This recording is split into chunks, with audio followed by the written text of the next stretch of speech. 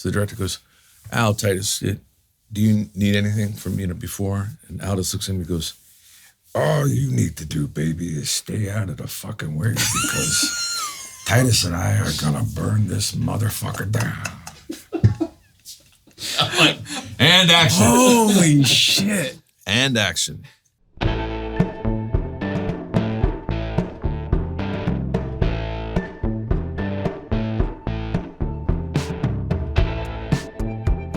Yes, here I am on a very glam set of The Voice in Australia. Having such a great time down here, actually. Filming this season and meeting some truly gifted artists along the way and working with some really wonderful people. It's been a total blast. Feel very lucky to be here. Let me tell you about today's episode, this week's episode. So several years ago, I found myself spotting these billboards around LA for a show called Bosch on Amazon Prime. And the star of the show, the billboards were just a picture of the star of the show. And I kept seeing these billboards everywhere I looked, and I was like, that's the guy from Deadwood, or that's the guy from Good Wife, or that's the guy I've seen in so many different things. A couple of episodes of Suits, you know. His name, of course, is Titus Welliver, and he's had an incredible career. And so I kept seeing these billboards, and so it got me interested in seeing this show called Bosch, which I knew nothing about. So I started watching Bosch, and it became my favorite show. And I started binging it because I came to it a year or two late. Became obsessed with the show, recommended it to everybody I knew. It's all set in LA, and it makes such good use of these cool Hollywood landmarks and LA landmarks, and also is a nod to the history of Los Angeles in a good way. And it's just great writing. Shows conceived by a writer named Michael Connelly, really brilliant writer.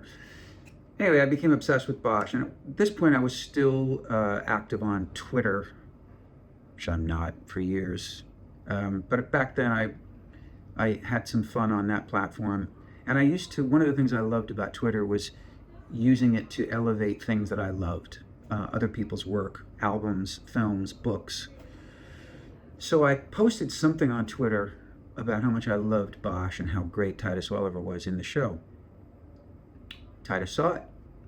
Titus answered me. So we started following each other. And next thing you know, we met up for lunch one day. And that began my friendship with the great, wonderful, hilariously funny, brilliant Titus Welliver. What? I have grown to love him personally, and we've had such interesting conversations. And so I thought, let's have one of those interesting conversations on camera and on the podcast. So this episode isn't just historical in terms of Titus's career, although you do get a real good sense of his backstory. But to me, this episode is really what the show is all about. It's two people sitting around trading stories. We both have, we're around the same age. We've had different paths, but we've met some really interesting people, and we love telling the stories about those experiences. Okay. It's funny. It's interesting. I really, really loved my hang with him, and I hope you like it too. This week's guest on Stories to Tell, the great Titus Welliver.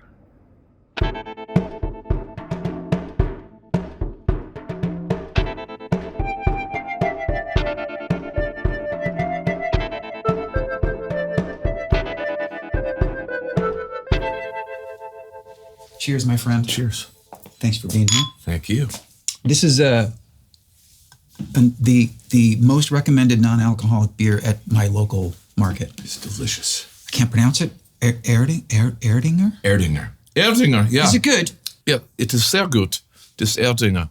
It's a very fine, I can taste the hops there. It's nice. Yeah, it's very nice. I remember the first time we met in person, we went to lunch together in Hollywood. We did. And you told me a great story about how you used to be a bartender. Yeah. And you actually made a drink for Frank Sinatra. I did. I think we should start with that. Tell me that story again. That was 1982, Club Doubles in the basement of the Sherry Netherland Hotels. It was a private club. It had originally been Raffles. And it was this very fancy, the Kennedys, the Lawfords, all of high society in New York City were members, including Sinatra. And it was also frequented by Ben Gazzara, John Cassavetes, and Peter Falk. And when they came in, cats. It got wild. Sinatra was in there all the time, and he was really lovely. And he just started to chat with me one time, and I told him that I was an actor, and he started calling me Hamlet.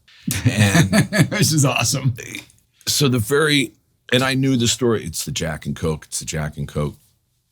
And I was very nervous making this drink. And he could tell that I was nervous. And because you wanted it to be perfect. I wanted it to be perfect. And he talked me through it. He was like, first you I can't do a Sinatra impression. It's one of the only ones you can't do. First you got to put the cubes in, and you got to chill the glass and everything. It was this whole ceremony. And now you pour in, and everything was a double with him. So basically, you had a rocks glass, and it was about that much Jack and about that much Coke. Wow. And it was the whole ceremony. And he sipped it. And the next time he came back, one of the older bartenders came up, Mr. Sinatra, and he said, I like the way Hamlin makes the drink. Nice. And he would always, just it was always ignited. a 50. The first time it was a 20. The next time he came in, it was the $50 bill. And then we got up to a hundo, and he would always give me the clap on. And he was elegant. Yeah. And he was always really immaculately dressed, right? Perfectly dressed, impeccably dressed, but really sweet and genuine. He would always make small talk with me for the first couple of minutes that he was there. It didn't matter who was with him. He'd have Dean Martin, anybody. So how's it going? School, you're going to school, you're doing the thing, you doing any plays lately? You seen any good movies? And then one night he came in just with his wife, and there was a bodyguard guy with him, and he was kind of half in the bag when he got there. And we started talking movies, and it was almost like an hour. Oh my God! To the point where I was neglecting other members, but it was Sinatra, so nobody was going to pull me and say like, "Hey, you're taking too much time with this fucking guy." You're taking too much time talking to Frank Sinatra. And I had, and at one point, I sheepishly said, "I never do this, but could I have an autograph?" And I had it for years. It was one of the member chit bill things, and it just said, "To Hamlet with love, Frank Sinatra." You don't have it now? No. Too many moves, too many. Yeah. Maybe, wouldn't it be amazing one day you're just opening up a box and you go, oh, there it is. Well, I'll tell you, apropos, and since we are in the realm of music, this is probably, I don't know how many years ago, I found an old box, tiny box, and I used to save all my concert ticket stubs. And I'm going through and I'm going, wow, look at this. Blue Oyster Cult, the Allman Brothers, the Grateful Dead, just piles and piles, amazing. I find this one ticket stub to a Jethro Tull concert, 1977. And stuck to the back of it is a piece of purple microdot acid. And so I go, that's where that other tab of acid went that night. And just out of stupid curiosity, I go, this is 1977, right? Man. And now, it's like 2017 or something. I take it and I put it in my mouth and I ingest it, thinking nothing's going to happen. And I got to say, it didn't take me, You went right back to the set list. Yeah, I didn't wake up with Hunter Thompson, but I literally. Oh my God! I went, oh my God! It's like the half-life of plutonium. Wow, that was good shit. How long did you trip? I tripped for a good 7 hours. Oh my God! A lot of colors. Nothing too. It was probably like an elevated microdose. Right. Yeah, maybe like a little bit of a mushroom. But it took me back to blazing my face off with the original Fresh stuff. Wow. You know, on the it was the the something Woods Songs from the Woods tour. Yeah. Which was they were great live, insane. Talk about, You could have. I'm surprised that actually theatrics. you didn't become a musician because to be one of those people who does both. Because first of all, you are somewhat of a journeyman. There's so many other things that you do besides act. But of all the things I would have predicted, because that's one of the things that connected us in our friendship was just first of all, not just your love for music, all kinds of music, but you're such a student. You're probably a better student of music than I am. My parents were both music freaks, and so they're in both of their households. My parents were never together. Yeah. There was music. The day started out, music went on first thing in the morning. Both really talented played people. throughout. They were both artists, painters, right? Yeah. But loved me. And my father was very tight with a lot of musicians. My dad was good friends with Miles Davis, Thelonious Monk, Mingus, Doc Watson. When my dad was running things at Yale in the 50s, early 60s, he conned the administration. He said, look, in all disciplines of the arts at some point will cross. And it's incumbent upon an artist, no matter what you do, to have some depth of understanding of other disciplines in the arts. And I think it's really incumbent upon Yale that we really, really up the ante with people that we bring here to play music. So my father got them to budget. And he brought he got Johnny Cash, he got all these musicians. And it was just my father's own want. It was so completely self-serving. Yeah. He just wanted to reach out to these musicians and say, hey, will you come and play at Yale? And so as a result of that, as a kid, I was aware, very cognizant of who these people were in the world, but also not, because my experience with them was just not as huge, famous musicians, but regular people. Right. So I knew Pete Seeger and met Dylan and met Miles Davis and the Weavers and Doc Watson and Don McLean and all those people as a kid, the Mamas and the Papas. I can very, very clearly remember as a kid, Taj Mahal playing in our living room. Wow. Giving me a harmonica. I was probably about 7 years old, giving me a harmonica and telling me just to play along. And I played harmonica. It was because of that gift that I became a harmonica player. And it was just him. And I remember being self-conscious. You're a little kid. Of course. But you're also fearless. But he was beautiful. It was just an extension of himself, seeing me and my dad was a musician and my older brother was. My father was kind of a world-class 5-string banjo player. Oh, wow. Really good, like Steve Martin kind Right. of. So I grew up listening to, Flatt and Scruggs and Reno and Smiley and all that heavy bluegrass, but all kinds of music. And my mom, same jazz. My mother leaned into rock and roll, and my mom wasn't like a hip mod chick. I mean, she was very cool and pulled together. She was hip, but not like a hippie lady, but took us to concerts from the time my brother was 6 years older. So my taste in music, while I was still listening to age-appropriate music like the Monkees. The Monkees. That was I was huge for me. listening to the Stones and the Allman Brothers and the Grateful Dead and the Fugs. And But was that via your mother too? both. Yeah. Both my older brothers. So one of my earliest memories, being about 5, my mother took me, and we lived in West Philadelphia, took me to a show. It was Hugh Masekela was the headliner and Nina Simone. And it was a mind blower. My mother took us to the Summer of Soul, took my brother and I to Watkins Glen. So we saw, Jesus. I got to see Dwayne Allman. I was a little teeny tiny boy, but Dwayne Allman and Barry Oakley played at that show. And I distinctly remember being at Watkins Glen Speedway.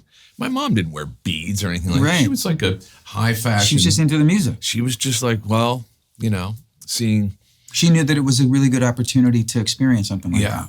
And we had just outside of Philly. I mean, Philly's a great music town. Yeah.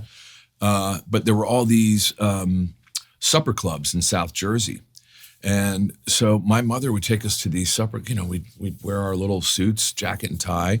It's like something out of Goodfellas. You'd come in and there were all the little round tables and you'd order your hamburger or whatever. And then, big, sort of ornate, beautiful ballrooms. I saw the Temptations, the original with David Ruffin. Damn. And then later with Dennis Edwards. Saw the Supremes, the Four Tops, the Shy Lights.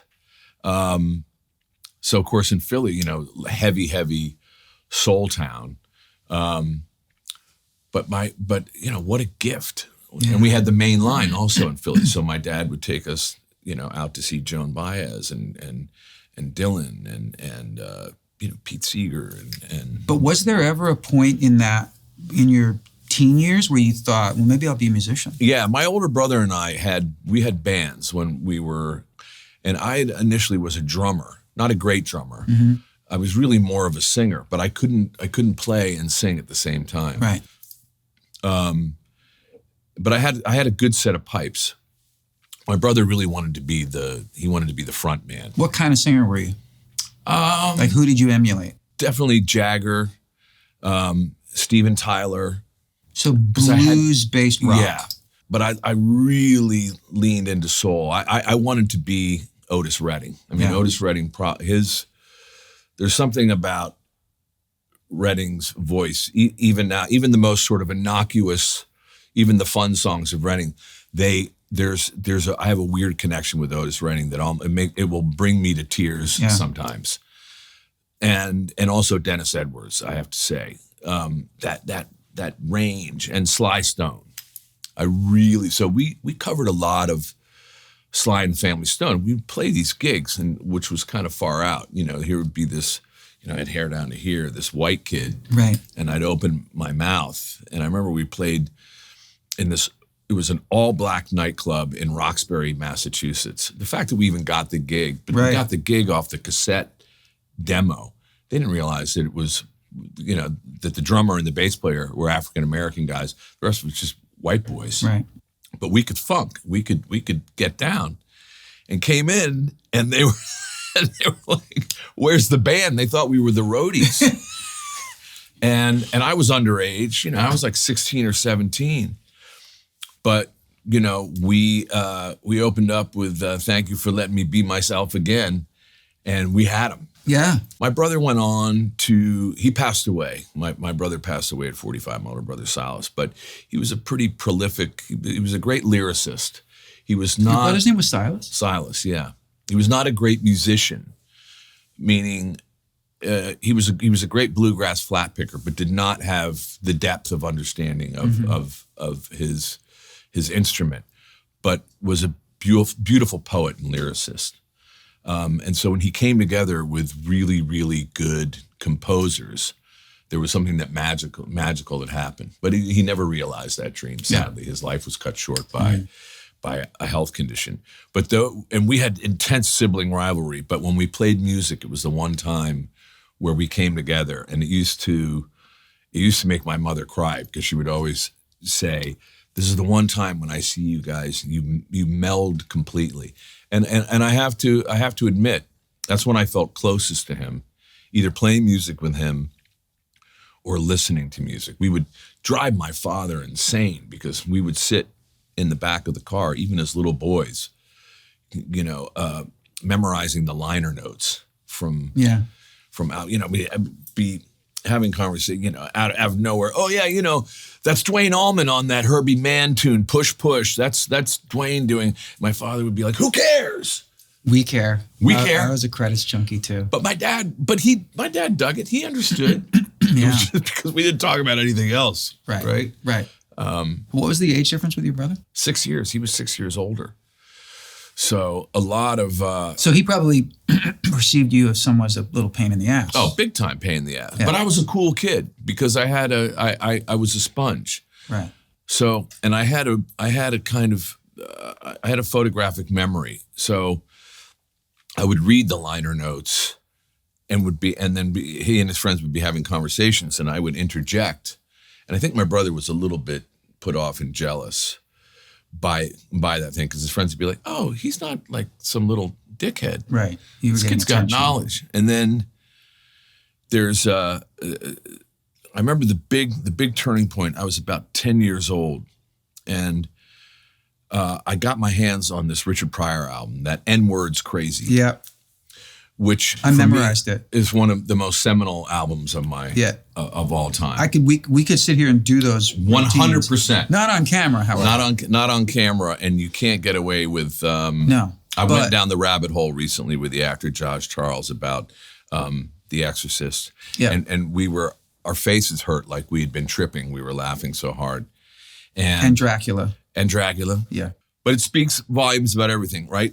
Great art is timeless. Yeah.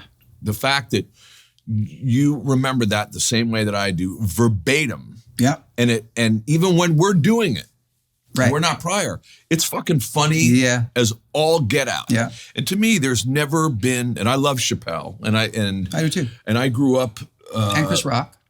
Yeah, all those guys. Mort Saul was a really good friend of my dad. So holy shit. Mort was around and was so that kind of social commentary, comedy. Dick Gregory, also a great friend of my dad. So so those cats they had a whole thing, and Pryor took it and then took it to another place, and I think made it even more accessible, but with the same kind of intellectual content. Yeah.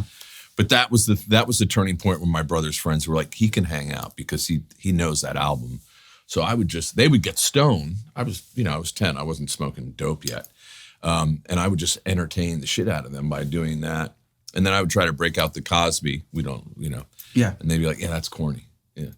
But Richard Pryor and of course, George Carlin, Class Clown, AM, FM, Toledo Window Box, those albums also. All same thing though. You memorize those things. Yeah. And it gave me social commerce. Like, I would go if I crossed over into a neighborhood where I was not necessarily welcome, I could get myself out of a lot of trouble and I don't know what people thought I was doing. I would suddenly turn into Richard Pryor and guys would be like, oh yeah, okay, man. But it's because we were so committed to it, because I had a very similar thing. Yeah, 100% committed to it. Number one, I'm an only child, but I had cousins who I hung out with in the summer. My mother's family lived all in Ohio.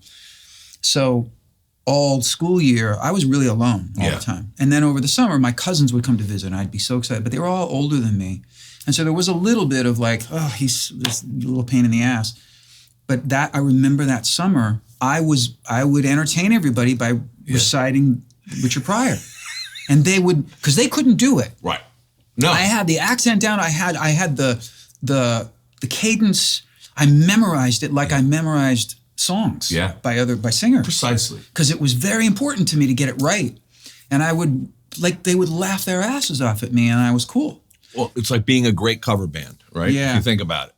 The only way when you cover other people's stuff, I'm talking about not as a professional musician, obviously, but when, I remember, because we were a cover band, there were certain things that you had to lean into. Yeah. Phrasing on certain stuff, or they weren't going to buy it.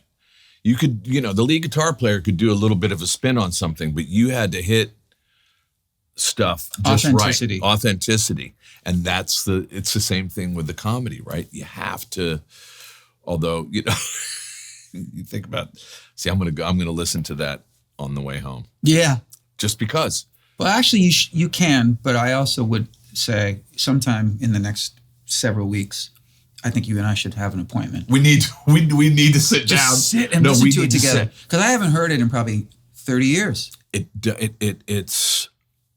will feel the same way as the first time you listen to it. I swear it, because I finally found it on vinyl, because I went, I like the crispy nature. I still have it on vinyl too. And Toledo Window Box. It's his it's Pryor's, and I always felt like that was also. And the first the live in concert, which might have been a double. Both the films were the concert flicks are great, because he does a lot of the material from that N-word's crazy. Yeah. In that special. Yeah, I still, over the years of doing Bosch, became very tight with we had a lot of officers that provided security in the motor cops and stuff. And there's this one brother he and I became really tight, but we bonded over that album. And so I'd be coming into work sometimes and they'd be shooting on the street. We'd be passing through to get me to the base camp. And I would always do this to him because he would have his back to me and I would go, "Say, Mr. Officer, do you know who you fucking with?" And he would always jump. And he said, he goes, "You know, I'm going to shoot you one of these days." Oh, goddamn. Did he immediately get the reference though? Yeah. Because I would think that a lot of black people now don't know Richard Pryor routines. They don't. No, not at all.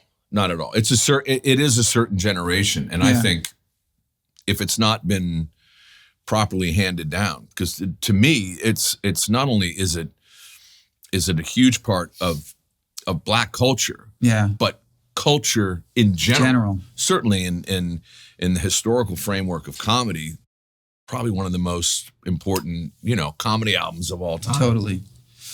Damn, so we need a whole nother episode on that. Totally. And then the British version of that to me, which is maybe slightly later, maybe 5-6 years later, is Derek and Clive. Yeah. Do you know? Are you familiar? Oh yeah. Oh, okay. Because we're in a small percentage of people who know that.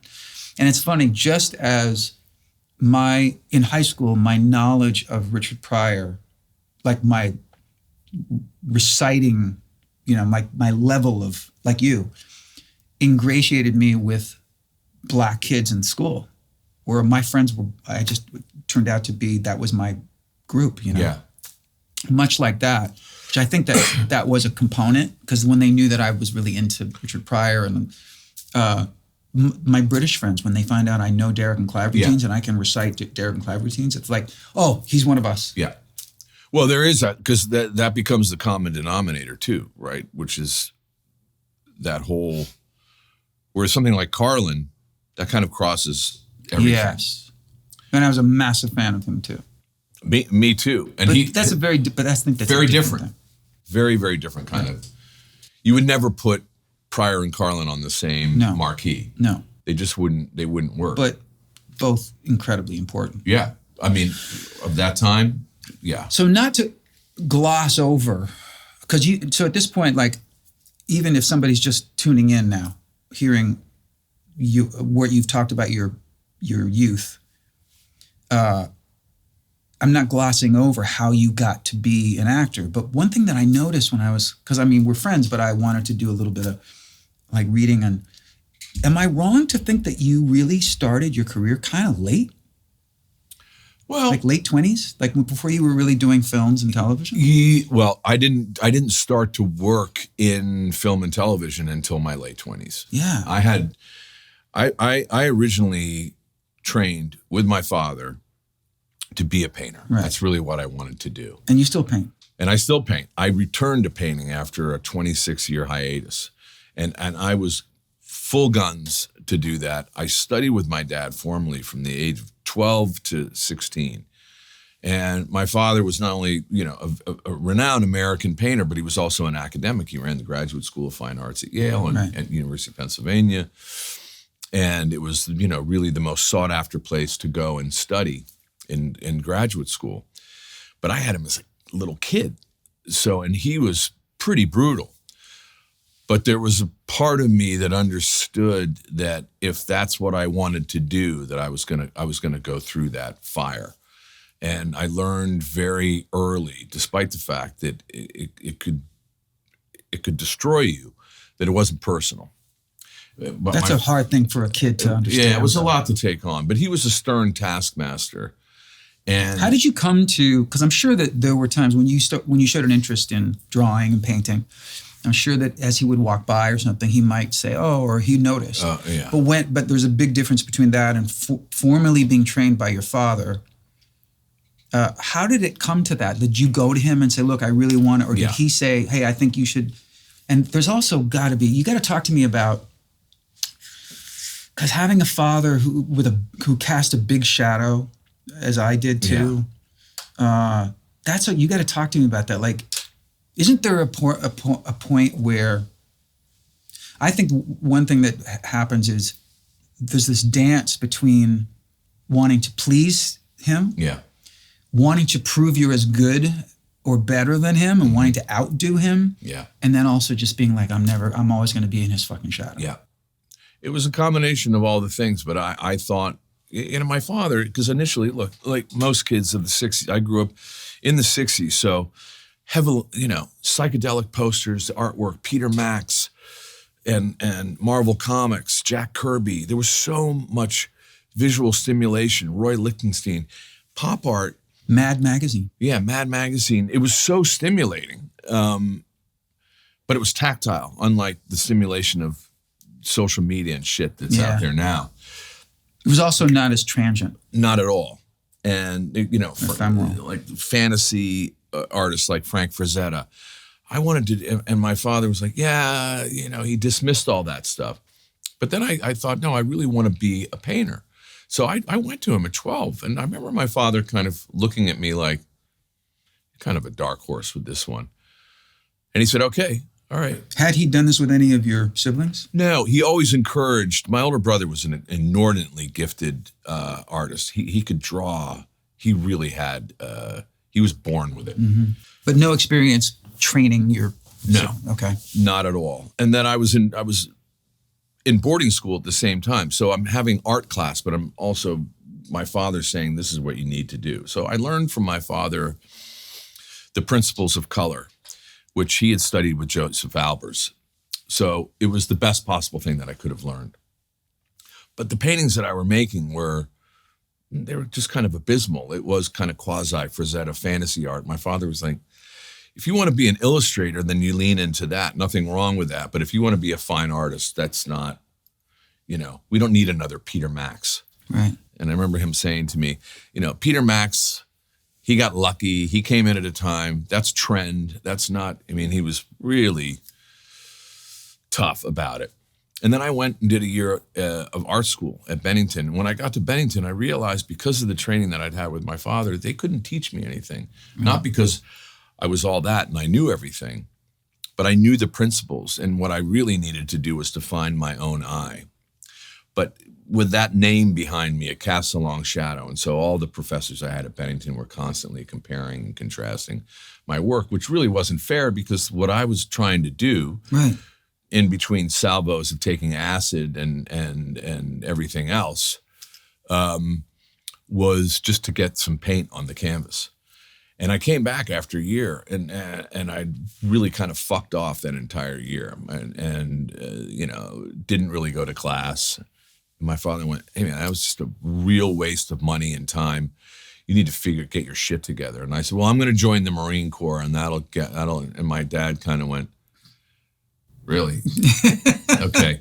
Well, before you do that, you owe me." And I went, "Oh, what does this mean?" My dad lived in Maine, and so he installed me in a guest house down the road, and then a flatbed truck rolled up that had tons and tons of boxes. And he said, "Those are for you." And what's in them? And I opened them up, and they were filled with books. And it was everything from the writings of Churchill to Chaucer to Proust. And he installed me like some kind of a character. I was living in this little house in the middle of the woods. And when I want you to clear all this land, I need that land clear cut. So it was like I lived like Thoreau. And you're going to keep a journal, and you're going to read all these books, and you have the option, either you give a verbal dissertation or a written dissertation about each one of these books. And I'm looking at this thing and I'm going, it's not going to last that long.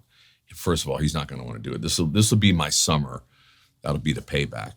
And man, and he was like, "No girlfriends." Wow. I'm living in this house on my own, getting up in the morning, cutting firewood, cutting trees down and shit with a chainsaw by myself. No girlfriends, no telephone, no electricity.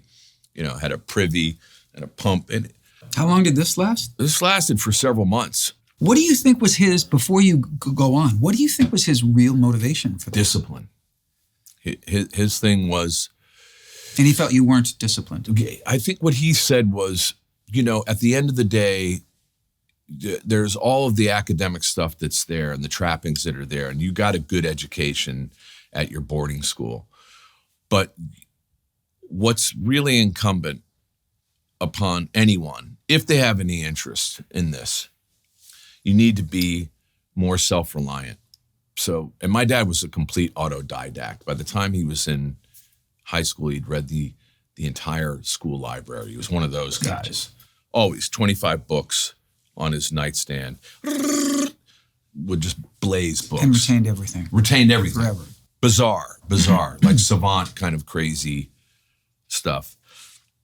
And I remember it wasn't War and Peace. I want to say it was Crime and Punishment. I came in, and so I immediately opted for the verbal dissertation because I didn't want to write. I was like, I'm done with papers. Right. And it was 4.5 hours, and I would go into his studio, and he could have conversations while he was painting. And I go through the whole thing, 4 hours, and I go, thank you, I got through that. And my old man goes, you're going to have to do that one again. And I go, what? And he goes, yeah, you missed a lot of stuff. Wow.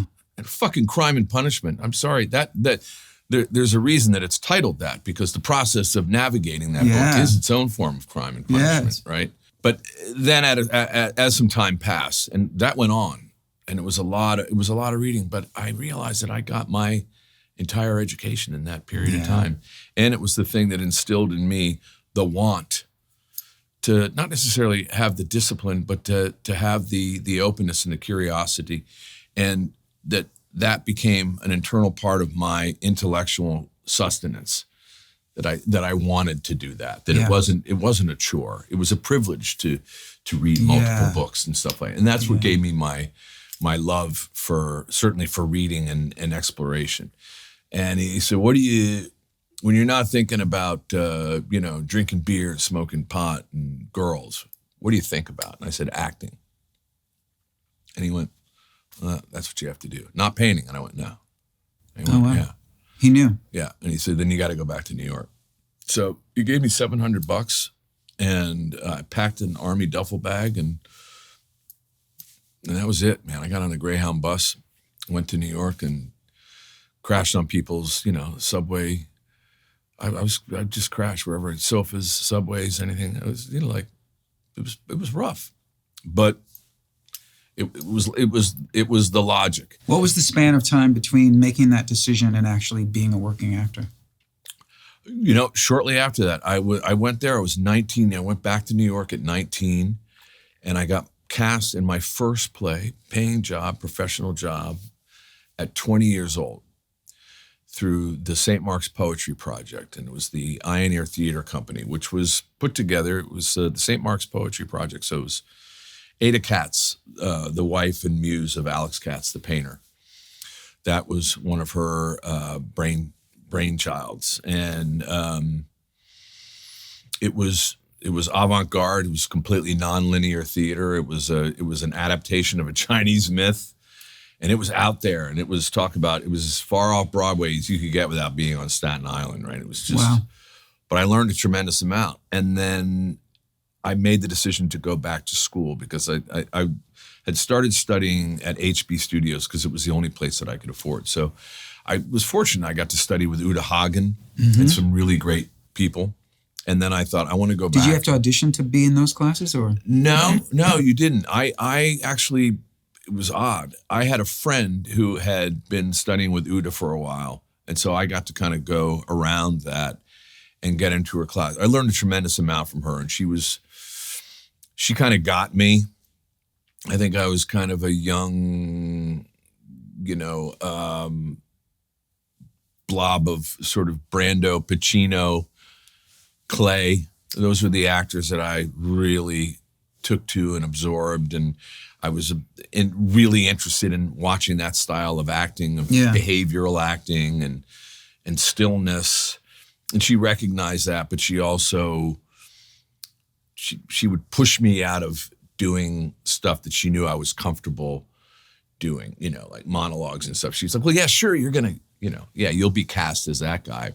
But what about this fop, Right. I want you to do something from Chaucer or Wycherley. I want you to do restoration. comedy where you've, or commedia dell'arte. I want to see you like fucking Charles Nelson Riley on acid. Yeah. Especially because as you're describing this, I'm picturing you at that time because you are so distinctive looking.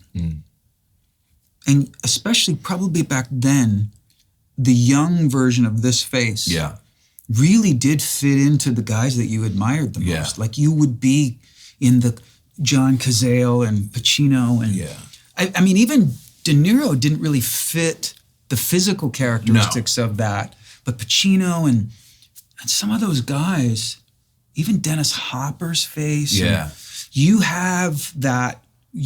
I remember long before we met, and before I really was aware of even your name, like associating, I never forgot your face from things that you were in. I got a face for radio. People say, "What's your best side?" I go, "Right here." Right here. But I wonder, like, was that something that teachers and casting people was that something that was talked about back then when you were young? Like, you have a look, you have a... Yeah, I think, and it was kind of I always felt like it was a slightly pejorative thing, and then I realized to embrace it, and it was the off-leading man, or the, which I thought... Not traditional... Not the traditional pretty... Right. Like, you're good looking enough to be the leading guy, but there's something, you're a little fucking... Right. Little craziness in the eyes, which I accepted that. I go, sure. Much better roles. Much more interesting. I prefer the guy with the gray hat or the beige hat or the black hat to the white hat. Yeah. Uda did that. And I think a lot of my early teachers, and then I went to NYU to go back and get my degree, and it was the same thing there. These people recognized what I could do and what was going to be the accessibility of those kind of roles, but that I could do considerably more than that. That I wasn't going to do. They wanted me to expand myself in a way that I could surprise people. Right, like you could show up in a sitcom. Yeah, and they wouldn't. And by the way, Charles Nelson Riley. What a reference. It's funny. I just went down a fucking Charles Nelson Riley rabbit hole. Well, he was a great director. Amazing director of theater, a real theater guy. Real theater. But there's this, I started to watch it. There's a really interesting documentary about him on YouTube that I started to watch, and then I got distracted, but I saved it because I've always thought he was really a fascinating guy because on one hand, we know him as this clown. Over the top, floppy. But then I've seen interviews with him and he was so thoughtful and so bright and really so committed to the theater. Yeah. I mean, in a way that was really beautiful. Completely dedicated. I had the privilege to know him a bit because Jack Klugman and Brett Summers' sons are like brothers to me. Oh, wow. In my 20s in New York. So you must know Brian. Yeah. Too. Yeah. Who I just know a little bit. I've just gotten to know a little bit. And they're, that whole clan. So that's the stories that, being at some of these parties with Charles Nelson Riley and Brett, they didn't fuck around. They were all pros, man. Yeah. But he was a lovely guy. And when you would get him one-on-one, he was not the right? He wasn't that clown. That was who he was. Right. But it was just a slightly dialed down version of that. Yeah. But to have a one-on-one conversation with him, especially about acting, it was interesting. What a privilege and a gift. So, so that's where it went. And then I didn't, I was doing a ton of theater, lot of theater, and working, but I wasn't paying my bills as a professional actor. I was working as a bartender and a bodyguard. Is this around the time when you were doing theater that you bartended and and a guy Sinatra, Jack and Coke came into me. I had a bar. I was a head bartender at a place called The Edge. It was 2 doors down from the Hells Angels Motorcycle Club on the Lower East Side. And this kind of cool cat used to come in and sort of shoot the shit with me. And I'd only been in a couple of times, and I had just done American Buffalo off Broadway, directed by the playwright Frank Pugliese, and we'd had a really successful run and had gotten some attention. You played the Pacino role? I played the Pacino role. It was the second time I'd done it. The first time I had done the Bobby role, the kid role. I actually got to see Pacino do it on Broadway. And he was incredible. I saw him do it probably 25 times because we used to get twofers. So this guy came in and he said, "Hey, I saw you in American Buffalo, and I'm an agent. I'm a talent agent, and I have a modeling agency. And this is pre-internet." And I asked somebody about him. They said, no, he's legit. He actually represents some of the biggest supermodels. And he's now moved it into a talent agency as well because his supermodels are booking stuff, are commercials, and are getting offered acting roles. And he sent me up on my first audition, and I got it. And it was a walk-on playing a redneck in a bar that gets into an altercation with Charlie Sheen in this film Navy SEALs. Nobody ever saw that movie. I remember it. That was my first part. And then I did The Doors, and then things just started to. And then I was cast in Oliver Stone. It was Stone. And that was your second thing? That was my second thing. Wow. But they kept flying me from New York to LA for rehearsals, and then they'd have me on hold. I'd be sitting in a hotel room for 3 weeks, and they go, "We're not going to use it. We'll fly you back to New York," which I didn't give a shit. I was sitting in a hotel having a grand time. Right. And then I was cast in a film called The Lost Capone, directed and written by a director named John Gray, who I did several more films with. Going to do another film with him soon.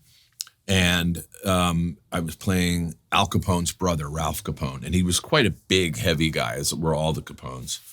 And I said, "I'm going to gain some weight for this part." And I think the director thought I was going to put on like 10 or 15 pounds. And I ended up putting on 65 pounds. What? Yeah, I got fucked. Had you ever gained weight before? No, I'd never, never done anything like that. But it was the whole Raging Bull thing. Right. And I remember they said, "Well, and as he progresses in age, maybe we'll put some padding on you." And I was so serious and committed. I said, "Yeah, but, when you have weight, you breathe differently and move differently and a padded suit. And I don't want to be a guy in a suit."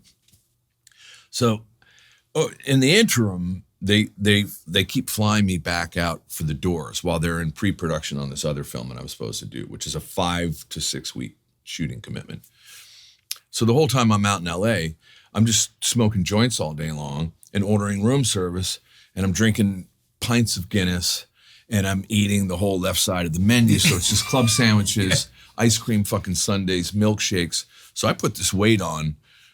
It's really easy to put on a lot of weight in a short period of time.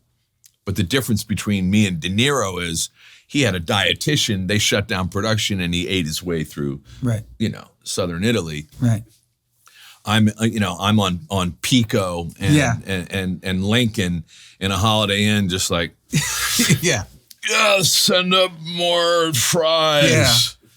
And so I get off the plane to go to this other film, and the director and the producer are there to greet me, and they walk past me. Wow. They don't even fucking recognize me. And I go, "Hey." They go, "Holy shit." So that was great. Film comes out, but now all of a sudden, I'm not the off-leading man. I'm like the character guy. So I get offered every Joey Bag of Donuts. Oh, wow. Thug role, heavy. And I go, "Fuck, what have I done? This is a huge mistake." Which is nice, is that I'm, Did you drop the weight pretty fast after? No, I finally, after going, "You know what, I can't do this. I'm not going to." I was paying my rent by playing some of those roles, but I just went, this is not what I want to do. Right. So I kind of had to shut down my own production. Had a friend who was a personal trainer who just went, yeah, this is how you're going to eat. This is how you're going to train. And, 65 pounds, that's a lot of weight. So it took me about 8 months. And there were definitely days, it was like intermittent fasting before there was intermittent fasting. Yeah. It was just like, starving. I'm just not going to eat. Right. I'm just going to drink gallons, copious amounts of water and shadow box in a steam room. And then I came back, and it was good. It was it allowed me to marshal my forces and kind of redesign what I really wanted to do as an actor. And and not to fall prey to that kind of thing. And so then I came back, and it was sort of like I had re-entered Hollywood again as this whole different physical being. Because when I had come out to Hollywood, I had transformed myself physically into this other actor. Yeah, and all of a sudden they were going like, oh, you're this guy. Right.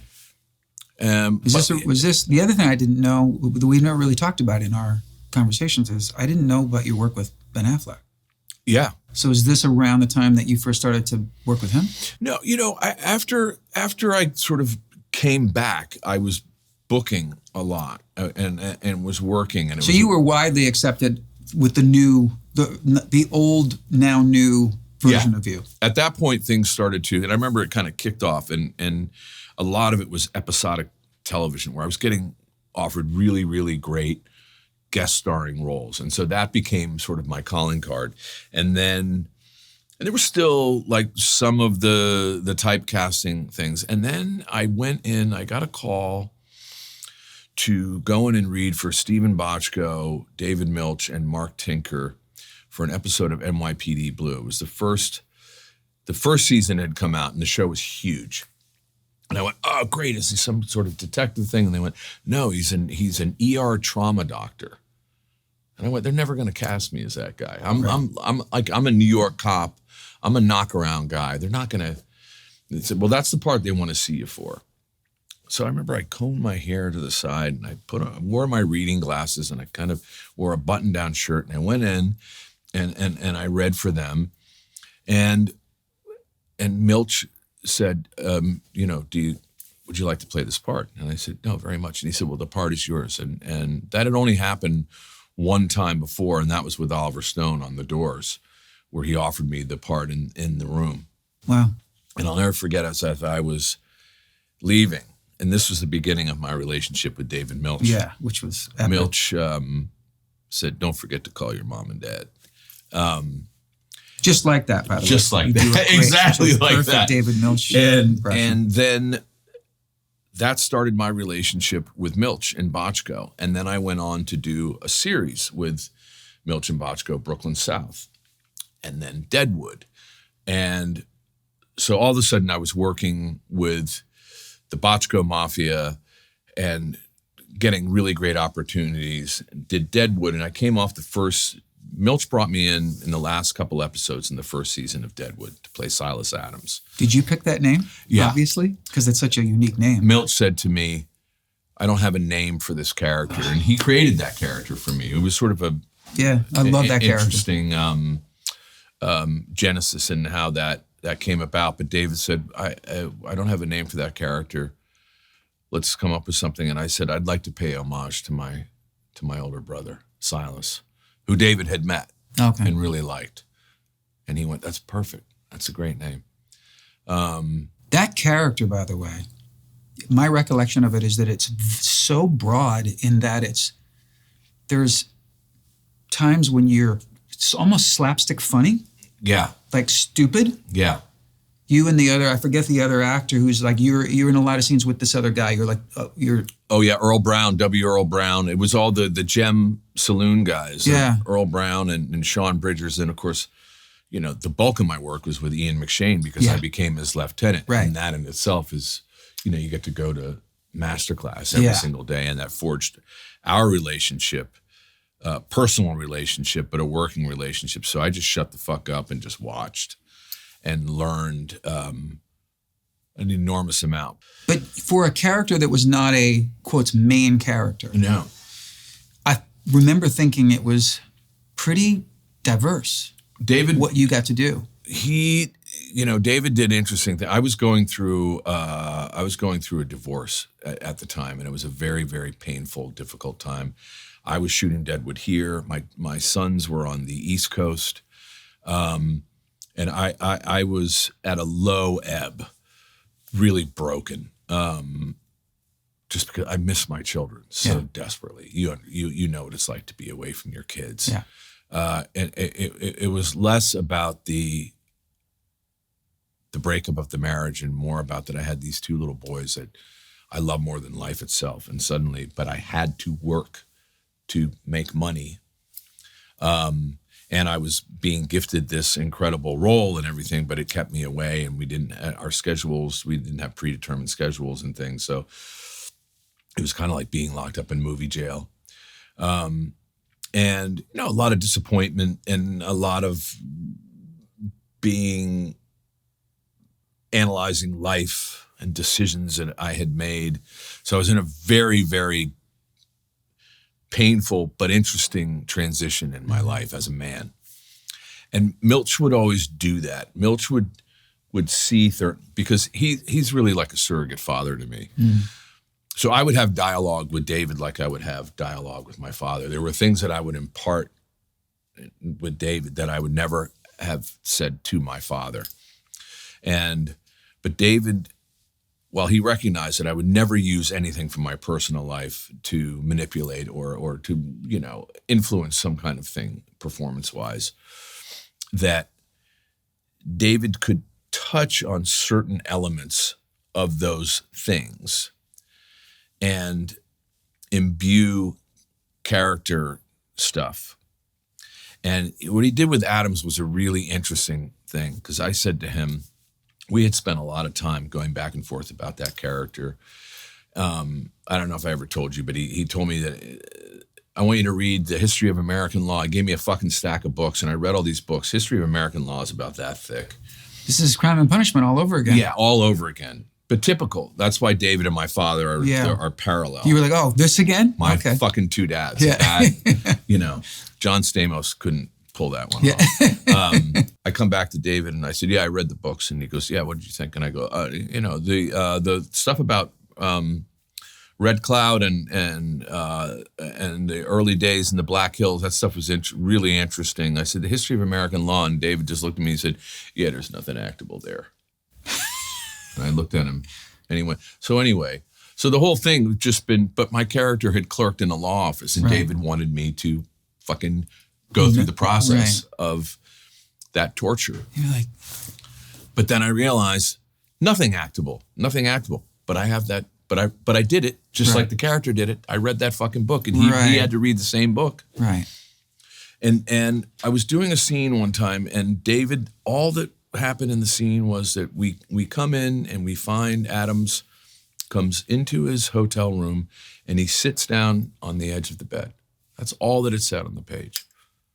So we come to do, and I'm thinking of it as rather very kind of pedestrian. And so David, I go through and he said, so you good with this? And I go, yeah, kind of like, coming in and sitting down on the fucking bed. And it's going to be it'll be a beautiful shot. Mm-hmm. And he said, well, you know what this is all about, right? I said, no, I don't. I just feel like the guy's coming in, sitting down on the bed. And he went, no. This is what we've talked about. He said, this is the whole setup for the character. I said, but I've come, I'm the bagman from Yankton. I've killed Claggett. I've made the deal with Swearingen. And now I'm Swearingen's guy. And he went, yeah, but and he said, you remember you were saying that you wanted this character to be an observer, that he is a man of action and that he's dangerous. And he's a gun hand and he's all that shit, but and I told you, he's smart. He's clerked in a law office. He's fucking bright. So he's not a thug. And I went, yeah, and you said you wanted him to be an observer. And I went, right. And he went, right. So this moment, this setup, you know what it is? And I went, no. And he went, he's waiting for his life to begin. And I went, wow, okay. That's directing. And that's what it was all about. And I remember carrying the weight. And this is not me talking about my performance as an actor, but if you see that moment, you go, yeah, there's something buzzing. There's an aura. Plus, you're also bringing in, not necessarily your life to begin, but the new chapter of your life, which is still sort of uncertain. And it did, and it translated. And so then that's when I met Affleck. I was shooting Deadwood, and I got the call. I read the Gone Baby Gone script, and I flipped the fuck out because I have a very close connection to Maine and Boston. Boston's where I went to my first acting school. I understood that world. And there had been a film with, I consider it to be one of Mitchum's finest films, The Friends of Eddie Coyle, which was the quintessential Boston film.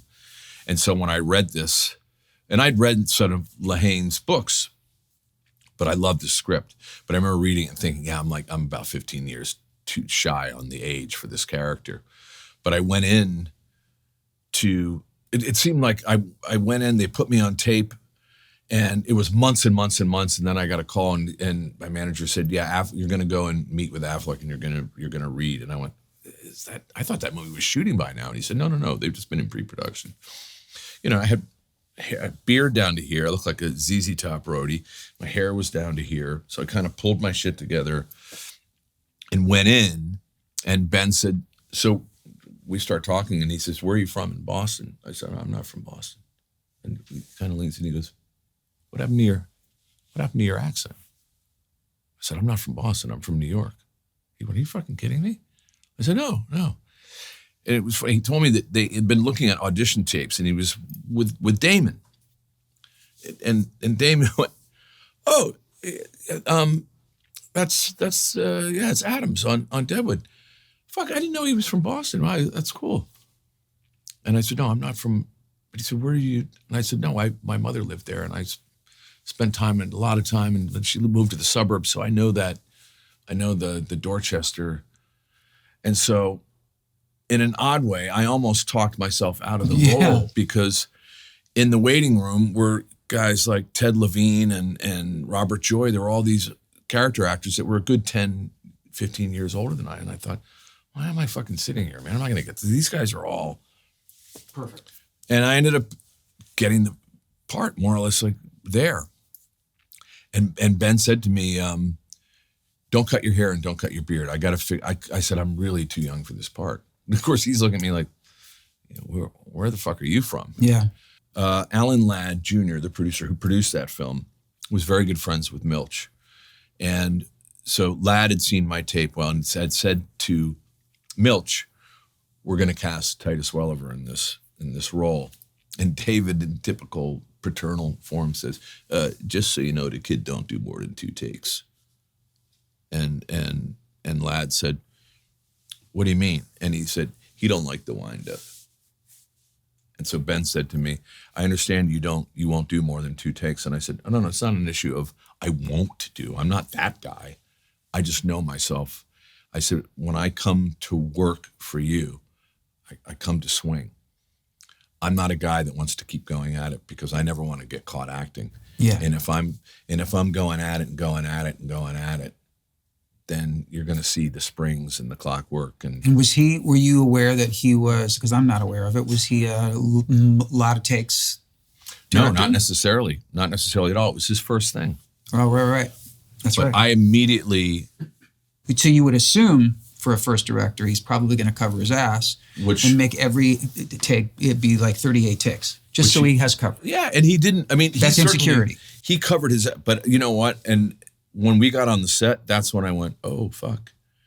Because it's very easy to have the misconception that, it's another actor who wants to throw their hat into the directing ring. I've been doing this a long time. I've worked with Oliver Stone. I've worked with some of the best directors.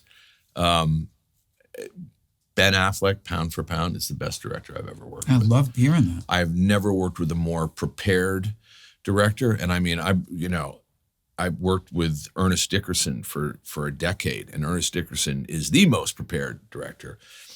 If it isn't a storyboard on a piece of paper, it's a storyboard in his brain, and he somehow translates that to you. And I was just blown away by his ability. It didn't, and then when Ben showed me the first cut of Gone Baby Gone, I remember just being kind of stunned by it, because I thought, this isn't the work of a first-time director. This is somebody who's directed 25, 30 fucking films. I was astounded. And he had the control and he had the respect of not only the actors, Ed Harris, Amy Ryan, his own brother, who's a little fucking naughty, Casey,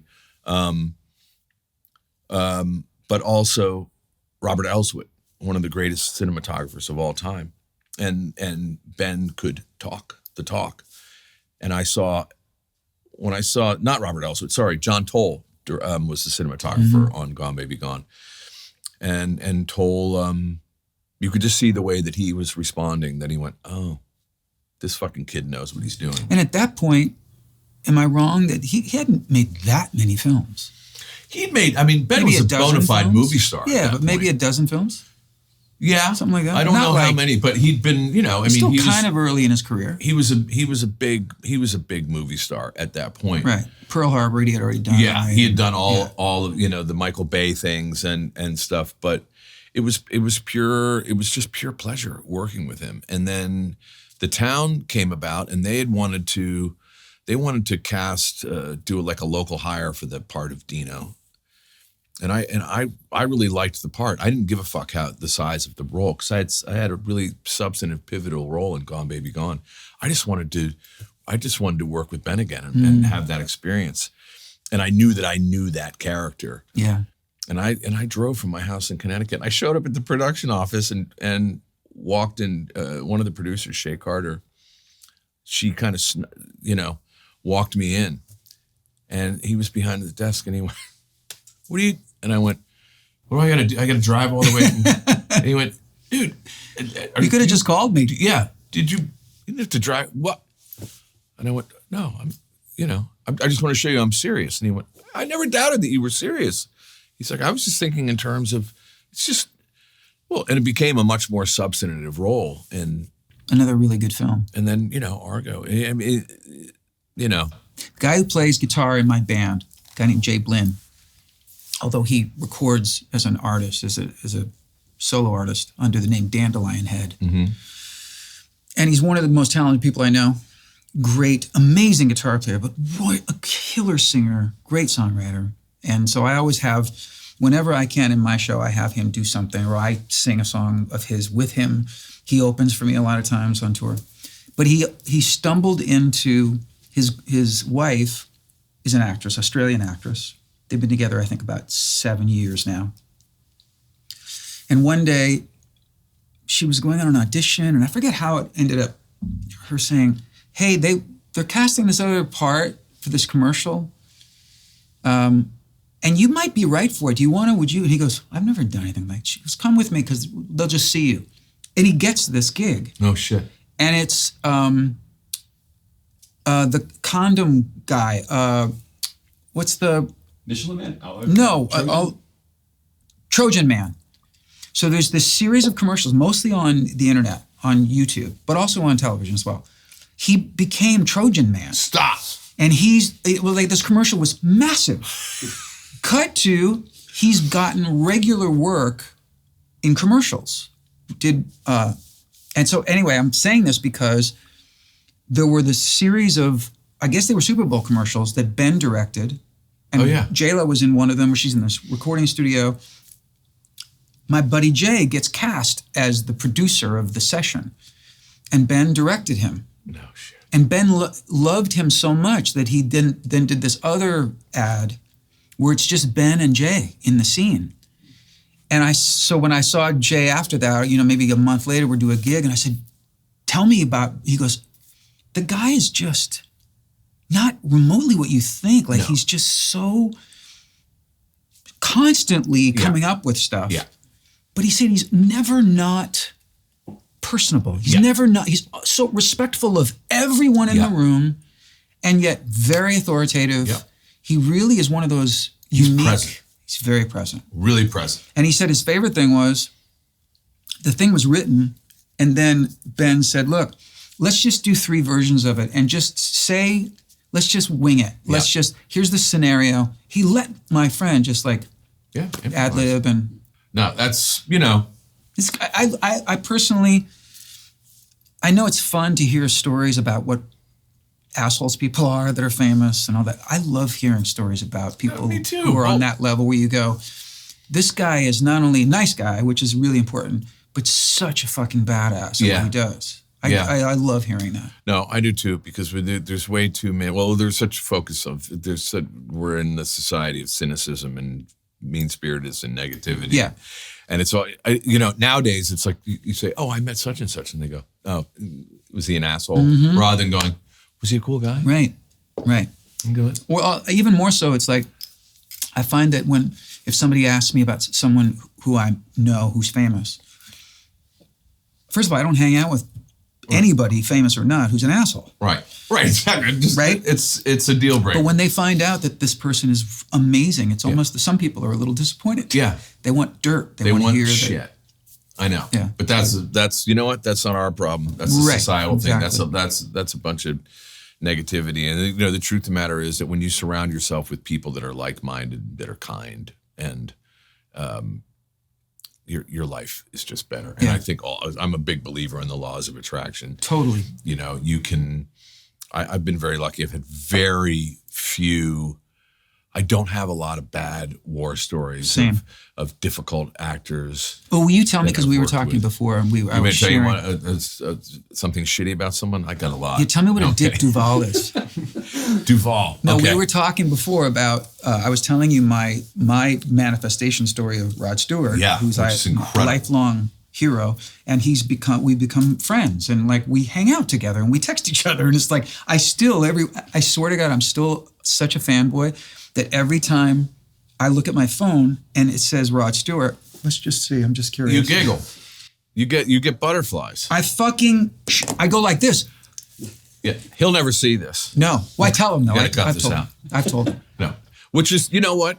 Anybody who knows anything, I've recently become friends with Maynard James Keenan, who maybe I think he should be president of the universe. I don't think I've ever met, he's kind of like Milch in a way. First of all, he's hilariously funny, extremely brilliant guy, but he's got 3 different bands. Yeah. All of them great bands, but he's got a fucking winery. His wife is a falconer. Yeah, but he's a version of you. He's a journeyman. He has restaurants. He is a journey guy. But we became friends through the actor, one of my close friends, Yul Vasquez. Anyway, it's one of those things where you meet someone that you've admired for so long, and he's just, and he knows that shit that comes with it. So he's like, I'm immediately going to fuck with you and make you think that I'm actually a complete and utter crazy person and not nice. Ha ha, joke's on you. Sight. Which kind of solidified our relationship. But you started to tell me, and I said, don't tell me until we sit down. So because you had a sort of similar, like for me with Rod, you and Robert Duvall. Well, it was a 6 degrees. It was an odd thing because you had played with Rod, and you guys are 2 huge iconic musicians. So it makes sense, that Duvall's path, that my path would ever cross with his, chances are fairly slim unless it's a film. And Bobby just had his 94th birthday. Yeah. Oh, he's Bobby now, is he? Yeah, now he's Bob. Yeah. Well, and Bobby De Niro told me never name drop. It's not a good thing. But so we have a mutual friend. So he and I were texting back and forth, and he sends me a text and he says, "Oh, I'm sending you this voicemail. I want you to hear from Bob Duvall." And he said to me, "Oh, he really he's really enjoying Bosch," and it's this voicemail, and it's Duvall calling him back. So obviously my friend had called and said, "Hey man, just checking in, seeing what you're up to," and Bobby's response is as if he leaves a message as if he's actually talking to you. Mm-hmm. "Hey, what's going on? I'm just sitting here in the house, just watching Bosch. Well, I was till the remote's it's fucked up. I'm not watching anymore anyway. It's all fucked up and I can't watch it. Anyway, I like that show and I've memorized it, right? Typical. Of course. Never read a review of my work. I've never heard a Robert Duvall impression, but that's fucking good. But I memorized Duvall's voicemail. And I'm not surprised because you're so good at that. He goes, no, I like that show. I like that actor. He occupies space well. So, oh my God. I hear this thing and he goes, I just want to share it with you. If you could frame a voicemail And I hear this and I burst into tears. Yeah. I'm like, I became an actor because of Robert Duvall. I saw him, I want to say 1972, as a young boy. I saw him do American Buffalo, play Teach with Kenneth McMillan and John Savage. Blew my mind. Now, I was very conscious of who Robert Duvall was, even as a little kid, you know, from going back to True Grit and fucking Outer Limits, et cetera, et cetera, et cetera. I then get a text from my friend Joey who says, Bobby wants you to call him. I go, huh? Well, what do you mean? He wants to talk to you. Why would he want to talk to me? Oh, this is his number. Give him a call on Sunday. Sunday comes. I'm sitting there with Sam, with my wife, and I go, I'm really anxious about making this phone call. She goes, why? I go, this is... Because you don't want him to disappoint you. This is my hero. Yeah, you don't want to be disappointed. This is, you know, if Paul Weiss could have met Socrates, this is for me, I can't express it. Just go on. Don't be a twat. So I dial the number, and I'm thinking to myself, this is going to be a 2-minute thing. Hi, Mr. Duvall, blah, blah, blah. And he's like, hey, enjoy your work. Have a good day, kid. She goes, yeah, no pressure. Which would have been fine. Which would have been fine, more than fine. Make the call. Oh, well, who's this? Oh, this is Bobby Duvall. I go, hello, sir, this is Titus Welliver. Oh, all right, how are you? What are you up to? What's going on? How are you spending your Sunday afternoon? That call was an hour and a half. We just talked. We just fucking talked. And it was not talking about the craft of acting. We talked about music. Talked a lot about country music. Yeah. He went, well, you ought to write a book on that subject. And I said, well, yeah, I'm a big fan of country music and bluegrass and, you know, Tender Mercies. I mean, his singing, that's one of the most incredible phenomenal performances. He won the Oscar for it, right? Yeah. Yeah. And I reminded him of a story. He won the Oscar for Tender Mercies in the 80s. I don't remember exactly what year it was. I'm on the corner of 6th Avenue and 4th Street, and I see Robert Duvall. And it's just after the Oscars. He's just won. And he's wearing like a leather bomber coat and an Irish crush cap. And I see him and I go, oh, fuck, it's Robert Duvall. I get so excited. And I run across the street and I come up to him and I go, Mr. Duvall. And he goes, with his hands like this. And I go, oh, no. I just want to say congratulations on the Oscar. And he goes, I thought you meant me harm. And I tell him this story. I retell this story and he goes, I remember that. It was cold. And I go, yeah, it was really cold. It was right after the Oscars. So it was like in the thick of the New York winter. Anyway, we talked for an hour and a half. And then he would call me. I'd be in the car, you know, being driven to work. It'd be 4 o'clock in the morning. Hey, what are you up to? You going to work? I go, yeah. I go, Bobby, you're up early. You know, I'm 800 years old. And I get up at 3 o'clock in the morning. What are you doing? Going to work. All right, go in there and show them how it's done. Show them what we do. You know, I mean, and my driver at one point said, he's just your buddy now. Yeah, I mean, he's Bobby. Have you gotten together? No, I then pitched the idea, and he talked about Bosch. I mean, I won't share the things that he said, but if I never get an Oscar nomination or a Golden Globe, you know, the fact that I don't want to say the acknowledgement of someone because I don't consider him a peer.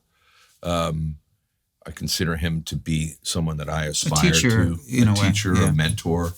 That's enough for me. Yeah.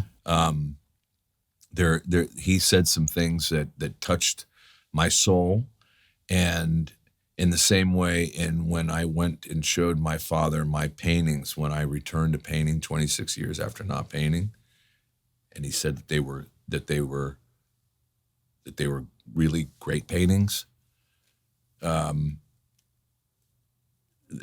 Whatever you want to call it, permission or whatever. Yeah. Duvall said things to me that will sustain me for the rest of my life as an artist. I wish, I should have written them down, because if anybody ever gave me shit, I would just like want to pull that out to a director and go, maybe just like to read what Robert Duvall, Oscar winner, greatest actor of all time. Yeah. I totally get that. And so that's this, but I still get I giggle a bit when it says Bobby. It doesn't even say Bobby, Robert Duvall. It just says Bobby. Yeah. And I kept calling him Mr. Duvall, and he went, call me Bobby. He said, you sound stupid when you say that. What are you, 10 years old? What's wrong with you? I'm Bobby. Well, you want me to call you Mr. Welliver? I mean, it was like, it's that kind of thing. Well, I mean, how about well, first of all, let's talk about Bosch for a minute, because to come to that role, sort of like the most leading man role, the most star role. Yeah, certainly in my career. Later in your career. Yeah. In your late 50s, right? Yeah. 56, 57, yeah. because we're the same age. And I remember seeing the billboards for it everywhere. It was very well promoted. Yeah, they did. I remember going to LAX, I'd be like, I know that guy. I've seen him in so many things, and I loved him in Deadwood, and I remember you in The Good Wife, and you always made, like I said, your face made an impression, but it was always something about, you were very memorable. So I was like, I'm going to check this out. And I remember I waited like, maybe the second season had just started, and I was touring, and I just binged on the road the first season. And I hope you'll appreciate this, but when I started to tell everybody in my life, you need to watch the show, they go, what's so great about it? Or what is it about? What's different about it? And I go, it's not that it's different or unique or has it's about Martians who all end up being podiatrists. Right. And you know what I mean? There's nothing specifically. Nothing. And then I remember saying to my friend Fee Wayville, who I'd gotten to introduce you to. Yes. I said, you know what it is, Fee? It's Titus. It's this fucking guy. The whole cast is great. The writing is really great. Yeah. It comes from great writing. It comes from a wonderful series of books. And he'd actually read the Connolly stuff. I said, but it's this guy. He's got this, it's compelling. It's just really, really compelling. And I think that that's what has made that show and then once you're 2 or 3 in, you start caring about everybody and also just the, I guess, courage to do with whatever characters is necessary. Yeah. But not in a frivolous way and not just in a shock value way or any of that. It took its time. It took its time, and it trusted the material enough to say, like, we don't have to explode anything here. We don't have to. It really took its time. And how many times have I texted you since you and I've known each other, which is really from me becoming such a fan of the show, and I think we connected on social media. Yeah, completely. But how many times since then, it must be multiple times, where I've texted you, and I've taken a screenshot of the scene, and I've just said, another fucking masterclass. You have consistently, and I'm always very, because I also do the same thing, but I'm like, Richard Marx. Shut up. No, people are like, get the fuck out of here. I was with a buddy of mine, and literally he went, yeah, it's not Rich, and I went, yeah, it's, and I go, see, look, he's attached to, he didn't used to have a profile thing, see? My mullet picture? Fuck off. Yeah, which is the best. I'm always like, you fucker. I've experienced these scenes where I just go, that's an acting class in that 90 seconds. And it's so economical what you do. I'm so grateful that and it was really, that's all because of Michael Connolly. Michael Connolly was instrumental in me being cast because obviously he had the final say, and they were ready to shut down. They hadn't found Harry because Harry had. Do you know who came close? Or I don't know. I've heard a couple of names bandied about, to which even Connolly was like, "Yeah, not true." No, that it was true. It wasn't Pauly Shore. No. Can you imagine? The Buster Man. Sorry, I'm allergic to Pauly Shore. I'm sure he's a nice guy.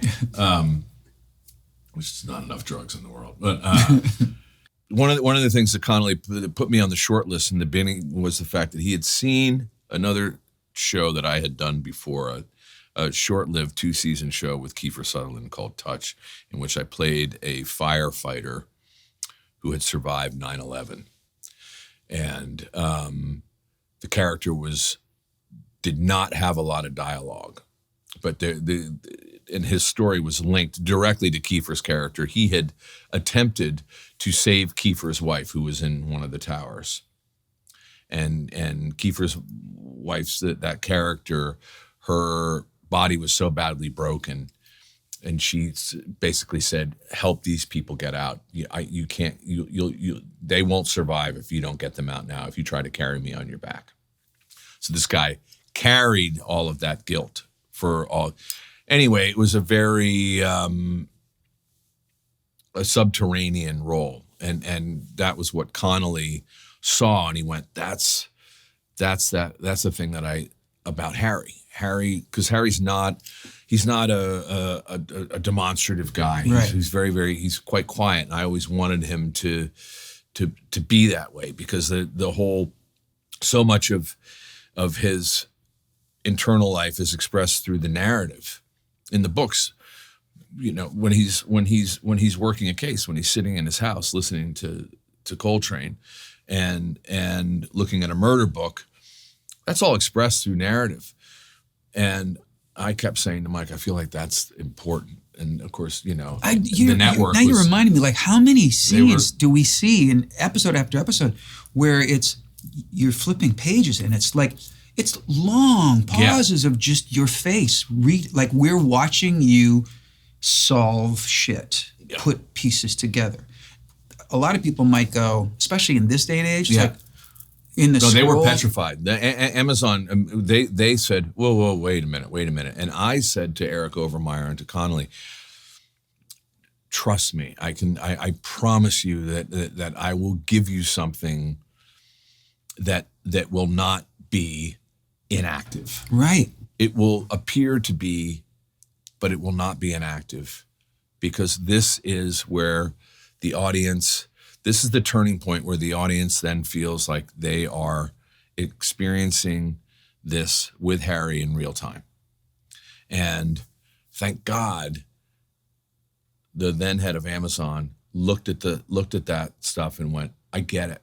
No, it goes just the right amount of time. And then it became a thing that was a cornerstone of the whole show. Yeah. The audience were like, when are we going to be at Harry's cubicle with him in the murder book? Or when is he going to be having a beer or a glass of whiskey out on the porch? Or those silences to me were represented everything that character, and how to translate that internal stuff that was going on, which was the great challenge for me. Yeah, you can, give me tons of things to say and I can, but I'd rather try to, that for me. But that's less compelling as a viewer, at least in my opinion, than what we're talking about. It's hard. Look, I watched a film recently, which I even found myself getting to a point going, all right, I know what your charge is and what the obstacle is, but fuck, man, get to the obstacle, because you're prolonging it too long.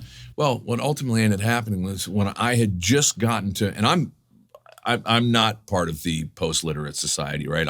I will watch shit. I'm like, no, you have my attention. Right when I was about to hit the point where I went, okay, not turn it off, but just go. Yeah. Now I kind of give up. Now the payoff was so substantial that I went, good for you. You fucking held me just right to the point where I was about to go, nah. And then the payoff came and I went, brilliant. It was this film, The Return, with Ray Fiennes. I've heard it's amazing. In which he plays Odysseus. Yeah. Phenomenal. Yeah. Fucking phenomenal. Don't get me started on the screeners. Night Bitch, I saw last night. Brilliant fucking movie. Another digression. You ask me what time it is, I tell you how to make a watch. It must be, given the success of the show, having, fucking Bobby Duvall be like, and I'm sure he was aware of you before, but that's what got him to go, Mm-hmm. I like that guy. It must be extra hard to say goodbye to it, to this character. You're going to really miss playing this guy. It's not bittersweet at all. People go, oh, it's, you know. No, it's sad. A decade. I go, no. There's many more stories to tell. Yeah. Now, you want to ask me as an actor, did I peak? No. But are there many more stories to tell? And am I still physically, up to the, it's not like I'm fucking 90. Right. It is crazy that when you walked in, because I haven't seen you in a year and a half or something like that. Physically, we text, but you're like totally like Mr. Handsome guy now. I went back to the way Harry, when we were going from Bosch to Legacy, and every cop that I know and have talked to, when they leave the job, they're just not on their feet all the time. Right. And they're playing golf or they're eating too much or whatever. Yeah. So there's a natural, once again, I go back to this thing. And then it all fell on the heels of COVID. So I was in fighting shape and everything. And then the COVID thing, then I thought, oh, you know what, maybe I'll do like 15 pounds. That'll work well on camera. It'll show a transition of the character and some time, him being sedentary. And then it just got out of hand. And then, because we were not aware of the fact that we were not going to continue. Oh. Because we were introducing this whole character for another spinoff for the Ballard show, right, which would be great. Which you'll be a part of as well? Yeah, kind of. I kind of come in. I always make the joke, if you're gonna do the Robin show, Batman's got to pop in. Right. I don't think that Maggie Q liked that analogy too much. She was kind of like, really, motherfucker, I'm Robin and you're Batman. Oh, wow. How about I just be Wonder Woman? Oh.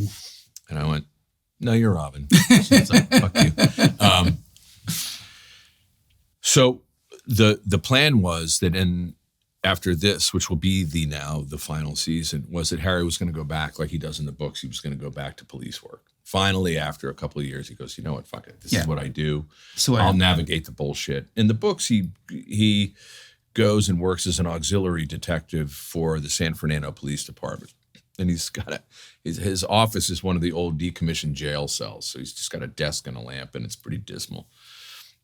So I said to Connolly, because he is kind of doing some cop work because he's working with Ballard in the episode where we introduce her. I said, I feel like the original Harry again. I feel like I want to go back. Titus wants Harry to go back to being a cop because this feels right, and the time has passed, and let's have him go back. And Mike was like, yeah, let's do that. And I said, and so to do that, I'm going to transform myself back physically to where I was in the pilot. Mm-hmm. And Mike was like, Jesus, it's 10 years ago. And I went, yeah, it's not a huge leap for me. Right. So that's hence why I came in and you're like, what's up, Jenny Craig? I went back to the thing, but it's not, yeah. Look, I'm grateful for the 10 years that we had to, the relationships, the working relationships that were solidified on that, the experience of playing this character who I love. I miss the guy. Yeah. I miss him a lot. I miss playing him. People would say, sure. oh, do you carry that? And I was, no, I'm a fucking actor. I'm not a psychopath. Right.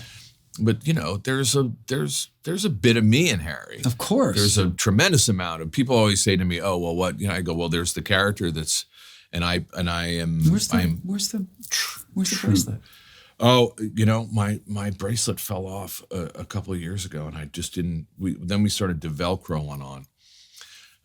When you say so much of you, you allowed so much of your personal stuff.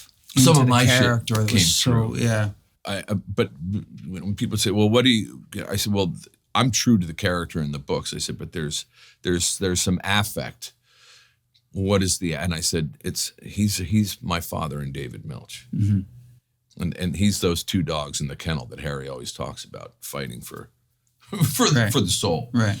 They're both good dogs and bad dogs, and the two of them are. David obviously is still alive.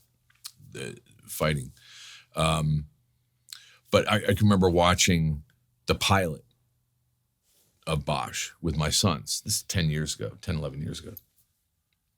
And there was a moment where somebody did something and Harry kind of gave the guy a look, and one of my sons went, "Oh, I know that guy."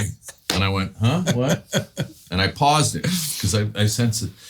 And they went, "Dad, are you not?"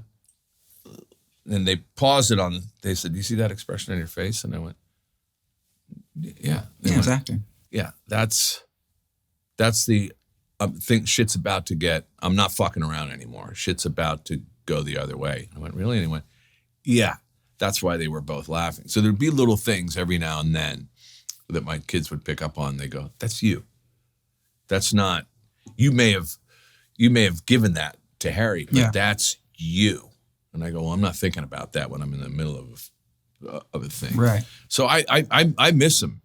But I also love the fact that because of your where you're at in your career and your age and the way you know, there's no reason to think that it's not possible that there's some, revision, that there's some down the road. Who knows? No, I think, and I had dinner with Connolly the other night and we were sort of talking about it. I think this is definitely a distinct possibility that we'll do some Bosch films, features. It should be so great. Standalone things down the line, because you're never going to get rid of that. And, in success, the thing about, going to do Ballard, which is fun because I love Maggie Q. I mean, that was lightning in a bottle. We came together, we have great chemistry, and we genuinely really love each other as friends and trust each other as actors. It was pure pleasure.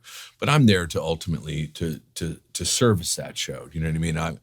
I don't have, I do, but I don't have a dog in that fight. Sure. And it's not, I don't have there's not enough runway there for me to really fully get Harry in the air in the same way that I can do with my own show. So I'm sure they'll definitely, Harry will return. But the other side of that is that it's I've learned a tremendous amount, and there's a lot of great stuff that's that's in my orbit right now. And so I'm kind of I'm looking at the next thing. I'm not in Barnaby Jones Matlock territory yet. Thank God. I'm grateful for it's one of my favorite characters that I've ever seen in television. I love that it introduced us to each other. I know. As people. I mean, when I think about that, our relationship, it's certainly, and it's interesting because those things don't. And that's the one thing when I look at social media and I go, it's not all. Right. It's not all. Because that's how I met we met. Daisy. I met Daisy through social media. And you do meet. And my next guest. Yeah. And that's how you do meet people. Yeah. And substantive people. And people. And what's really nice is when I meet the way that we met, someone who I've admired for a long time, and now I get to love you personally as my brother. Yeah. But that naughty shit of Rich Marx. It's fun. One thing about you, to wrap up, one thing I wanted to just get your take on if I've got it right or not. You seem to have one of the healthiest relationships with this business. In that so many people, in my opinion, are either very reclusive and don't hang out and don't have friends and don't give a fuck about showing somebody on the look how cool I'm friends with Robert Duvall now, and or they're kind of gross. Yeah. Where they're where they show up at the opening of an envelope. Yeah. Right. It's not a good look. It seems like you have a really healthy relationship with the business. Yeah. You know what? I love people, but I'm like you. I'm particular about who I dine with in that thing. It's very easy to get swept up. And when I first came out, man, and as you can remember, that period, the end of the 80s, beginning of the 90s, and I was kind of going, ooh, that's really shiny and that's interesting. Yeah. But thankfully, I was really grounded. I'm really, at the end of the day, I'm just a fucking working stiff New York guy. And that's kept me very, very grounded. It's kept my feet firmly planted, terra firma. And I realize that also, the longer you do this thing, you start to realize when you can kind of peel off and remove the kind of crazy internal drone of competitive shit and stuff that's really superfluous and has nothing to do with about with making art. And look, there's art and there's commerce, right? Yeah. I got to pay my bills, but and sometimes they intersect beautifully. and when they intersect, that's beautiful. I've been really lucky that I haven't had to do a lot of things that I go, yeah, I wish I hadn't done that. Yeah. Literally like one or two, maybe three things where I just go, well, whatever. It was a gig. It was a gig. This business has afforded me a lot of opportunities and continues to do so, to do that which I love to do, and make a decent living at it, but also get to work with really, really great people. So it's like, yeah, that whole to isolate to a point of almost like personal disdain. I feel like, well, what point does that? You're going to miss out on something. Yeah. And so I'm kind of I'm open to what's up, but by the same token, I don't need to be at every. Right. I don't need to be. I think you figured out a perfect balance. Yeah.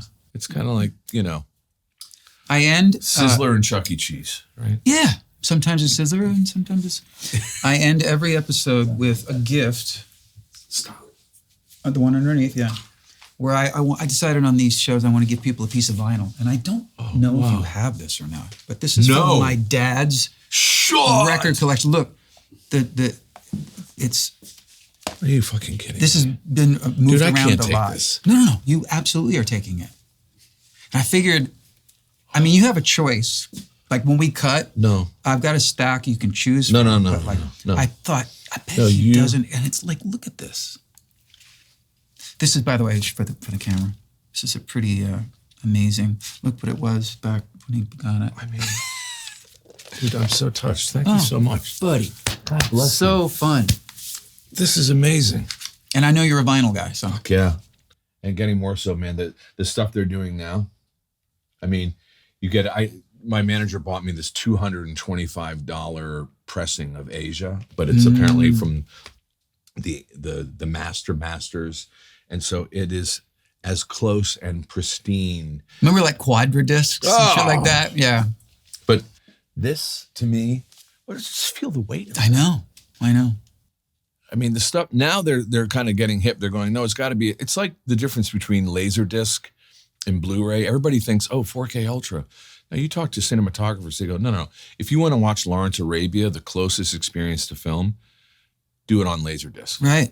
Because you're compressing. I still have a shit ton of Laserdiscs. I do too. I have in Connecticut, I've got like 150 films and my Pioneer. I won't watch The Godfather on anything but a Laserdisc. Yeah. No. I actually, it's funny. I'll tell you later. I did a film with Pacino. I finally got to check that box. Holy shit! Oh my God, we have so much we have to talk about. This movie, Killing Castro. He was. Just give me one. No, I don't want to. I don't want to hold Paul. Just to wrap up, give me one sentence. So I come on to the. I get cast. I'm playing Alan Dulles, the head of the CIA. It's a true story. It's about them trying to kill Castro when he came to speak to the UN. Right. So they go, yeah, and you're, but. We sit there. You got one big fat scene with Al. I know Al a little bit peripherally over the years. Are you shitting yourself the morning of or you're like, nah, I'm ready? No, I'm good with it because now I know Duvall. Right. So I can be like, right. I can throw Bobby at him. Right. If he gets out, because I said to him, I'm going to go and work with Al. And he went, all right. He said, he's a tricky one. He said, I love him, but he's tricky. He's tricky. You'll have fun with him. I already use his an earwig. Then I'm like, oh, fuck. Here we go. So, Brando, then he tells the whole thing. He's like, Brando didn't know his lines. We had to write that shit on cue cards. Yeah. And so I come, and right before I come in, the director says to me, oh, by the way, man, I showed Al the Swearingen reel thing of you doing Al to Al. And I thought he was taking the piss. Oh, no. No, he did. And he went, no, I did. And he really liked it. And I went, are you kidding me? Why would you do that? And he went, because it's so, I went, I don't care that you think that it's good or great or whatever. It is great. But I go, but this guy is, yeah. I don't know if And he goes, no, he was cool with it. So we come in, we rehearse a minute. He gives me a big hug and everything. And so the director goes, Al says to me right before, he goes, "You like to improvise?" and I say, I go, yeah, I go, but you know, whatever. Yeah, because I like to improvise. So I think we're gonna play. I go, okay, cool. So the director goes, "Al, Titus, do you need anything from, before?" And Al just looks at me and goes, "All you need to do, baby, is stay out of the fucking way because Titus and I are gonna burn this motherfucker down." I'm like, and action. Holy shit. And action. And we do the thing. And we work, and he tells great fucking stories. He does. Telling me I got to have dinner with him one night about a year and a half ago. And he holds court. Big time. You think maybe he's not going to want to talk about, No. It was 10 people at this table, and everybody was just like, now he's at night. an age where he used to be painfully shy and didn't want to do it. Now he he tells wants all to the do stories. It. So he was doing the whole, and I even told him a story about it. I had this model girlfriend who called me up after we had broken up and said, he's asking me out for dates, and it was a funny story. And so I always believed her, but I brought it up to him, and he went, "That's a true story." It was very funny. He didn't even try to fucking cover. Right. That's a true story. He basically invited her over to dinner, put a can of Progresso soup on the burner, took the top off, and tried to serve it to her in the can. Hot. And then when she looked at him like, "What the fuck?" he went, "Crackers."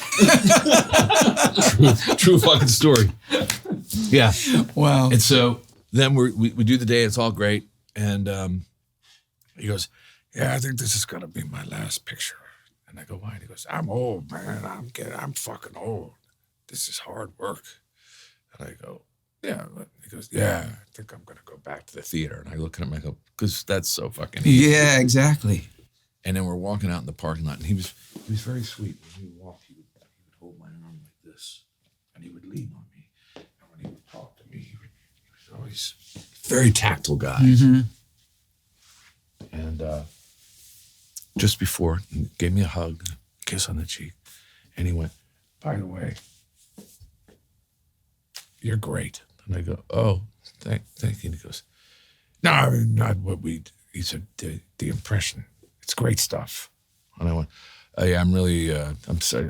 And he went, "Why? I just paid you a compliment. Don't apologize."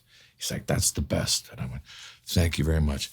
That other motherfucker, who's that guy?" Then all of a sudden he gets wound up. He gets wound up. "Who's the guy? He's on that show now with Henry Winkler." I go, "Oh, Bill Hader." That motherfucker.